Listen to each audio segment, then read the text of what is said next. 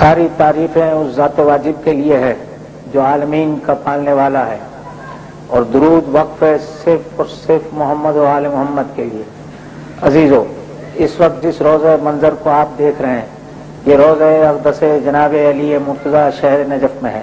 ये शहर वो है, ये रोज़े अक़दस का सदर दरवाज़ा है। ये शहर वो है जो एक अरसे दराज से आलम शीयत का मरकज़ इल्म रहा है। यहाँ पर असातिज़ा और तलबा की एक बड़ी तादाद 500 हिजरी के आगाज से लेकर आज तक मसरूफ़ इल्म रही है, और हुसूल इल्म के खातिर यहाँ पर काविशें और काम होता रहा है। यही वो शहर है जिसके अंदर इस रोज़े अक़दस को पनाह गाह इंसानियत करार दिया जाता है। यही वो शहर है जहाँ आज आयतुल्लाह सिस्तानी मसनद मरजइयत पर बैठकर आलम शीयत के अफराद की रहनुमाई करते हैं, और इन्हीं की ज़ेर क़यादत आज इस शहर के अंदर दरसगाह और उलूम के दरिया बहाए जा रहे हैं। यहाँ तलबा इल्म हासिल करते हैं। ये वो रोज़े अक़दस है जो इंसानियत की पनाहगाह है, जो हाजतमंदों की हाजत रवाई का मकाम है। ये वो मस्जिद तूसी है जो शहर नजफ़ के रोज़े अक़दस के इस हिस्से में वाक़े है, जहाँ शेख अबू जाफर मोहम्मद तूसी ने इस मस्जिद को कायम किया और यहाँ से दरस दीन का आगाज किया। उस दौर से लेकर 500 हिजरी से लेकर आज तक आयतुल्लाह कोई के इंतकाल तक ये शहर और ये मस्जिद दरसगाह आले मोहम्मद का मकाम हासिल करती रही।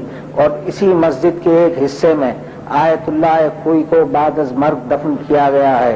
गालिबन ये वही दरवाज़ा है जिसके हुजरे में आयतुल्लाह कोई का मज़ार अक़दस है। अजीज़ों, ये वो शहर है जो अतराफ आलम में न सिर्फ इंसानों के लिए बल्कि हर जी रूह के लिए एक पनाहगाह और मसरत का मकाम है।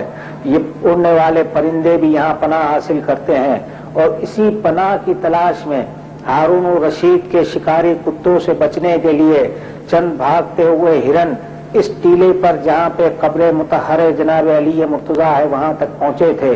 मरने के बाद 40 हिजरी में दफन होने के बाद लोगों की, आम इंसानों की इत्तला से और मालूमात से इस कब्र मुतहर को मख्फी रखा गया था, क्योंकि आने वाले हुक्मरानों की अदावत अली तारीख के अंदर मशहूर है। ये खदशा था कि कहीं जनाब अली मुर्तज़ा की कब्र के साथ बेहुरमती न की जाए।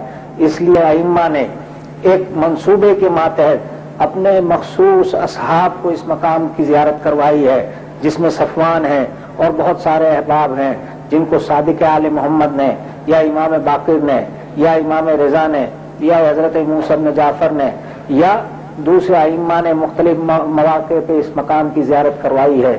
जब हारून रशीद अपने शिकारी कुत्तों के साथ उन हिरनों का पीछा करते हुए इस मकाम तक पहुंचा है तो हिरनों ने इस टीले पर आके पनाह हासिल की है और शिकारी कुत्ते रुक गए हैं। इस ताज्जुब खेज मंजर को देखने के बाद हारून रशीद ने उस इलाके के रहने वाले किसी ज़ईफ इंसान को बुलाया और पूछा कि ये क्या माजरा है। उसने जान की अमान तलब करने के बाद हारून से कहा, हारून, बात यह है कि इस मकाम पर और इस टीले पर एक कब्र है, और मेरे बुजुर्गों ने मुझसे ये कहा है कि ये जनाब अली मुर्तज़ा की कब्र है। हारून ने उसके बाद इस कब्र पर एक छोटा सा चबूतरा बनवाया था। उसके बाद ये रोज़े की शक्ल इख्तियार करता चला गया। अजीज़ों, यही वो रोज़े अक़दस है जिसने तारीख में बड़े उरूज ज़वाल देखे हैं। ये जो ज़री देख रहे हैं, ये जो मुज़य्यन काम देख रहे हैं, ये मुख्तलिफ औकात में होता रहा है। यहाँ पर नासिरुद्दीन काचार ने एक बूढ़े इंसान को जो भीख मांग रहा था इस रोज़े के दरवाजे पर, उसे कहा था कि मैं ज़ियारत के लिए जा रहा हूँ, मेरे आने तक अगर तुझे आंखें न मिली तो मैं तुझे कत्ल कर दूंगा। उसकी इस धमकी पर उसने इस बारगाह में आंखों की बीनाई मांगी तो उसे बीनाई मिली है। दुनिया के शहनशाहों को तख्त व ताज इसी दरवाजे से मिले हैं। अल्लाह के रसूल ने कहा है कि अली अना वाली मिन नूर वाहिद, मैं और अली एक ही नूर के दो हिस्से हैं। अल्लाह के रसूल ने यह भी कहा है, अना मदीनतुल इल्म वालियुन बाबहा, मैं इल्म का शहर हूँ और अली इसका दरवाजा है। अल्लाह के रसूल ने यह भी कहा है, जिक्र अलीयुन इबादा, अली का जिक्र भी इबादत है। अल्लाह के रसूल ने यह भी कहा है, ज़य्यनू मजालिसकुम बिज़िक्र अलीयिन, अपनी मजलिसों को علی کے ذکر سے زینت دو، یہ ساری احادیث کا ذخیرہ اور ساری دین کی باتیں ہم تک اسی شہر کی درسگاہوں اور اسی شہر کے معلمین اور اسی شہر کے علماء اور اسی شہر کے شاگردوں اور اساتذہ کے ذریعے ہم تک پہنچتی رہی ہے اور پہنچتی رہے گی۔ دین کی خدمت اسی آستانے سے ہوتی رہے گی۔ آج بھی اس دین کی خدمت کرنے والے لوگ اس شہر کے اندر موجود ہیں اور اس ذریعے پر اس قسم کرسی کے زمانے میں بھی زیارتوں کو جانے والے جا رہے ہیں۔ یہ جو منظر آپ دیکھ رہے ہیں اور سامنے آپ کو کچھ لکھا ہوا ایک سیاہ پٹی سی دکھائی دے رہی ہے، اس پٹی پر زیارت امین اللہ لکھی ہوئی ہے جو جانے والے زائرین بارگاہ امیر میں پڑھتے ہیں۔ اسی ذریعے میں جناب نوح اور جناب آدم پہلو میں میرے مولا آقا کے دفن ہے۔ گویا اس ذریعے میں 3 قبریں ہیں، ایک جناب علی مرتضیٰ کی ہے، برابر میں جناب آدم نبی اللہ ہے، ان کے برابر میں جناب نوح نجیب اللہ ہے۔ یہ تینوں شخصیتیں اس ذریعے کے اندر دفن ہیں۔ اس ذریعے سے بہت سارے واقعات رونما ہیں۔ اس روضہ اقدس سے بہت سارے فیوز اور برکات ظاہر ہوتے رہتے ہیں۔ عزیزو، اس روضہ اقدس پر سب سے پہلے اس روضہ اقدس کی تعمیر آغا عر عاملی نے کروائی ہے، جو بذات خود ایک بہترین آرکیٹیکٹر اور ڈیزائنر تھے۔ انہوں نے اس روضے کی تعمیر میں اس بات کا خاص خیال رکھا ہے کہ ہر صبح کی اٹھنے والی آفتاب کی پہلی کرن میرے مولا کے پہاڑ اقدس پہ پہنچتی ہے۔ یہ اس کے بنانے کا خاص طرز تھا، اس کے بنانے کا خاص طریقہ کار ہے۔ اس کے ساتھ ساتھ اب ایک اور شخصیت آپ کو دکھلائی دیتی ہے جو اس وقت روضہ اقدس کی ذریعے کے ساتھ ہے۔ یہ آغا فیاض ہے، آیت اللہ خوئی کے نامور اور محترم اور قابل احترام شاگرد ہیں۔ عزیزو، یہ آپ روضے کے اندر کا منظر دیکھ رہے ہیں جہاں پر آپ کو مختلف طریقے سے اس روضے کو مزین کیا ہوا دکھائی دیتا ہے۔ اس روضے پر شہنشاہ ناصر الدین قاجار نے اپنا تاج اور اپنی تلوار بطور تحفتن رکھی ہوئی تھی، جو شاید اب یہاں سے ہٹا لی گئی ہے۔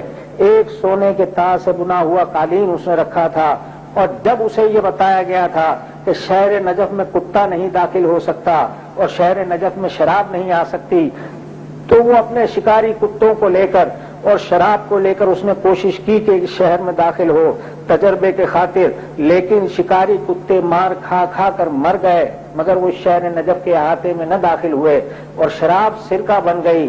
تب ناصر الدین قاجار نے اپنے گلے میں پٹی باندھ کر ایک جانور کی طرح چلتے ہوئے اس روضہ اقدس کی زیارت کی تھی، اور اس کے بعد اس نے اپنا تاج اور اپنی تلوار اور وہ قیمتی قالین اس روضے کی نظر کیا تھا۔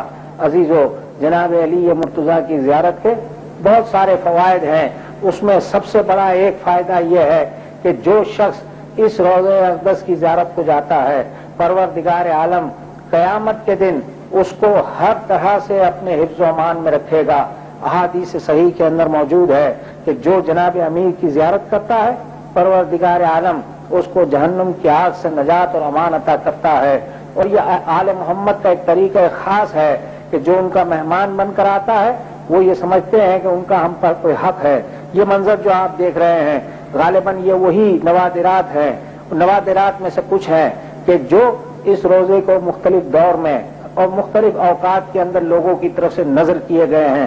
اس روزے کے لیے یہ قندیل جو آپ دیکھ رہے ہیں، یہ تقریباً میرا خیال ہے کہ آیت اللہ مرتضیٰ کے زمانے میں، سید مرتضیٰ علم الہدا کے زمانے میں لگائی گئی تھی، جس کے لیے مشہور واقعہ ہے کہ ایک سائل نے سوال کیا تھا، یا علی میرے پاس کچھ نہیں ہے، آپ کا روزہ اتنا متزین ہے، آپ کچھ عطا کر دیجئے۔ تو ایک قندیل اوپر سے گری تھی جسے لے کر وہ جانے لگا تو خدام نے روک دیا تھا۔ مسلسل تین دن تک یہ واقعہ پیش آتا رہا۔ تیسرے دن جب وہ چلنے لگا تو اس نے کہا، یا علی آپ دینا چاہتے ہیں، خدام منع کرتے ہیں۔ رات کو میری شہزادی زہرا سید مرتضیٰ کے خواب میں آ کر کہتی ہے، سید مرتضیٰ ہمارے آستانے سے ایک سائل خالی چلا گیا ہے، اسی وقت یہ قندیل اٹھاؤ اور جا کر اسے دے کر آؤ۔ نصف شب کی تاریکی میں سید مرتضیٰ علم الہدا اس کے گھر وہ قندیل لے کر پہنچتے ہیں اور اسے دے دیتے ہیں۔ آج تک وہ خاندان خاندان قندیلی کے نام سے مشہور ہے، اور یہ اس روزے کی برکات ہیں اور فیوز ہیں۔ اگر آپ دیکھ رہے ہیں اس میں سیدھے ہاتھ کے مینارے کے نیچے تاریخ شیعت کی وہ عظیم شخصیت شیخ جمال الدین ابو منصور حسن بن یوسف بن علی بن مطہر ہلی، جسے ہم مختصراً علامہ ہلی کے نام سے یاد کرتے ہیں، جو 726 ہجری میں جن کی وفات ہے وہ دفن ہے۔ الٹے ہاتھ پر جو منظر آپ دیکھ رہے ہیں اور بند دروازہ ہے، اس مقام پر شیخ احمد بن محمد